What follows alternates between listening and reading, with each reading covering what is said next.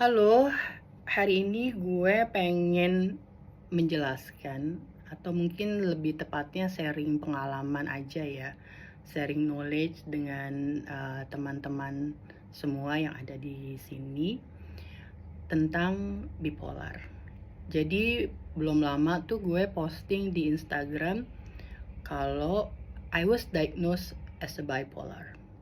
Kemudian banyak banget yang DM, Japri, WhatsApp, bahkan telepon untuk menanyakan kondisi gue. Bahkan menanyakan emang bipolar tuh apa sih dek gitu kan. Jadi mungkin mau menjelaskan sedikit dari pengalaman gue.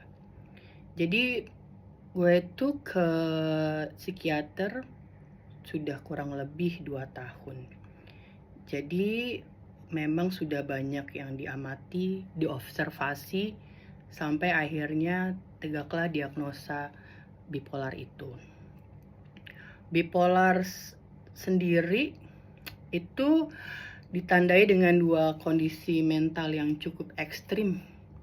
Jadi ada fase atau episode yang dinamakan mania atau manic, sama fase atau episode yang dinamakan dengan depresi. Tantangan untuk mendiagnosis ini bisa terjadi akibat tumpang tindih ya, atau overlapping antara gejala depresi pada bipolar dengan single depression atau depresi unipolar, sehingga terkadang menimbulkan keterlambatan diagnosis. Ada perbedaan utama atau kekhasan antara gangguan bipolar dengan depresi unipolar gitu ya. Pada gangguan bipolar adanya episode manik, sehingga kalau depresi saja nggak cukup untuk mendiagnosis seseorang dengan bipolar. Namun satu episode manik sudah cukup untuk mendiagnosis bipolar. Lalu kemudian manik itu apa gitu kan? Manik episode atau fase manik itu melibatkan periode suasana hati atau mood yang meningkat gitu. Di episode ini tuh gue kayak ada peningkatan energi, terus penurunan kebutuhan tidur, terus pikirannya berpacu, jadi suka loncat-loncat gitu ya. Tiba-tiba mikir ini, tiba-tiba mikir itu gitu. Jadi di kepala tuh banyak banget ide-ide yang saling tumpang tindih gitu, ingin dieksekusi. Kemudian di fase ini pun gue lebih mudah terdistract, sulit fokus gitu ya, sama adanya risky behavior. Kemudian depresi di bipolar sendiri ditandai dengan kayak ada kesedihan yang mendalam gitu ya. Terus tiba-tiba dari yang tadinya energinya tinggi banget, energinya mengalami penurunan.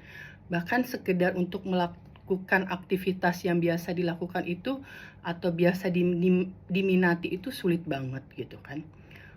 Tadi sama juga kita kesulitan berkonsentrasi pada saat di fase depresi ini. Kemudian ada kesulitan untuk mengingat, membuat keputusan, kayak sulit tidur atau malah bahkan banyak tidur gitu kan. Dan yang paling parah kadang-kadang di fase depresi ini adalah ada muncul pemikiran mengenai kematian, atau kadang ada self harm atau kayak suicide gitu ya. Kadang kayak apa sih artinya hidup ini, tiba-tiba kayak ada rasa tidak berdaya. Itu kalau di fase depresi itu benar-benar low banget gitu rasanya. Disclaimer ya, kalau pengalaman saya ini tidak untuk dijadikan kayak self-diagnose kalian-kalian.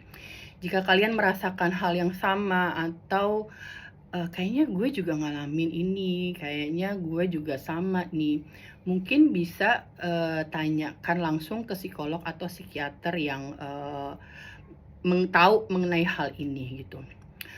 Mungkin sekian dulu dari saya. Nanti kita coba lagi deep talk lagi, mungkin lebih dalam lagi gimana sih life as bipolar, apa aja sih kesulitan dan tantangan yang gue hadapi di tiap-tiap episode gitu. Oke, terima kasih ya udah dengerin sampai akhir. Gitu aja dulu, bye bye.